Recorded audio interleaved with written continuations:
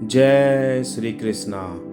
श्री कृष्ण ने आखिरी दम तक युद्ध को टालने की कोशिश की, लेकिन कौरव अपनी जिद पर अड़े रहे। आखिरकार दोनों सेनाएं कुरुक्षेत्र के मैदान में आमने सामने थी। वीडियो में आगे बढ़ने से पहले मेरा आप सभी से निवेदन है, चैनल को सब्सक्राइब करके बेल आइकन को जरूर प्रेस कर दीजिएगा। तो चलिए कथा को आगे बढ़ाते हैं। महाभारत की कहानी कौरव और पांडवों के इर्द गिर्द घूमती है। जब युद्ध के बादल मंडराने लगे तो श्री कृष्ण ने आखिरी बार युद्ध को टालने का प्रयास किया। वो हस्तिनापुर गए, लेकिन दुर्योधन ने दो टूक कह दिया कि वो सुई की नोक के बराबर जमीन भी पांडवों को नहीं देंगे। आखिरकार युद्ध का बिगुल बज गया। पांडवों और कौरवों की सेना कुरुक्षेत्र के मैदान में आ डटी। युद्ध से पहले तय किया गया कि हिरण्यवती नदी दोनों विरोधी खेमों के बीच सीमांकन का काम करेगी। पांडव सेनाएं कुरुक्षेत्र मैदान के पश्चिम में तैनात थी, जबकि कौरव पूरब की ओर। युद्ध से पहले दोनों सेनाओं की ओर से बाकायदे युद्ध के नियम घोषित किए गए और दोनों ने स्वीकार किया। दोनों पक्षों की ओर से तय आचार संहिता के मुताबिक युद्ध सूर्योदय से सूर्यास्त तक होना था। यह भी तय हुआ कि लड़ाई दो समान योद्धाओं के बीच होगी। एक रथ दूसरे रथ का मुकाबला करेगा तो एक धनुर्धर दूसरे धनुर्धर का। दो धनुर्धर या रथ एक ही शत्रु के विरुद्ध युद्ध नहीं कर सकते। जो भी युद्ध क्षेत्र को छोड़ेगा या पीछे हटेगा, उसका पीछा या अपमान नहीं किया जा सकता। किसी पर अनजाने में या पीछे से विश्वासघात करके हमला नहीं किया जा सकता था। निहत्थे पर भी हमले की मनाही थी। साथ ही सेवकों पर भी हमले की पाबंदी लगाई गई थी। संकुल युद्ध या एकल युद्ध के नियम पैदल सैनिकों और अक्षौहिणियों के सिपाहियों पर भी लागू थे।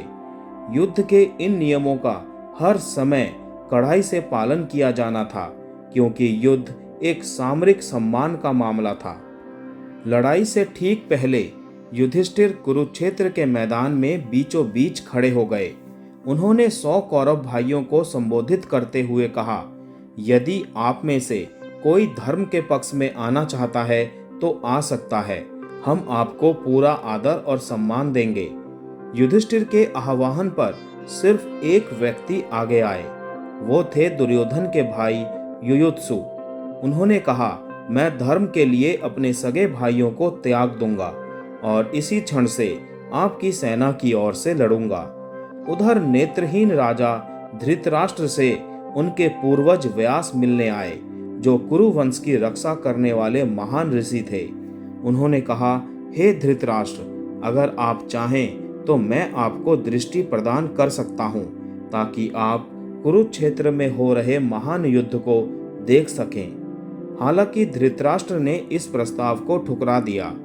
व्यास ने तब कौरवों के एक रिश्तेदार संजय को अंतर्दृष्टि का उपहार दिया, ताकि वो रण क्षेत्र के समाचार नेत्रहीन राजा धृतराष्ट्र को दे सके। औपचारिक रूप से युद्ध शुरू होने से पहले कुरुक्षेत्र का मैदान भयंकर सिंहनाद से गूंज उठा। तुरही, नरसिंघे, नगाड़े और शंखों की हुंकार हवा में गूंज उठी। गदाओं की गड़गड़ाहट, हवा में उड़ने वाले बाणों की तीखी आवाज, इस्पात से इस्पात की तेज टक्कर, ये सभी तैयारी के स्वर थे, क्योंकि सैनिक अंतिम रूप से अपने अस्त्रों शस्त्रों का परीक्षण कर रहे थे। कुरुक्षेत्र में अचानक सन्नाटा छा गया जब युधिष्ठिर ने अपना कवच उतारा और अपने शस्त्रों को सावधानी से भूमि पर रख दिया।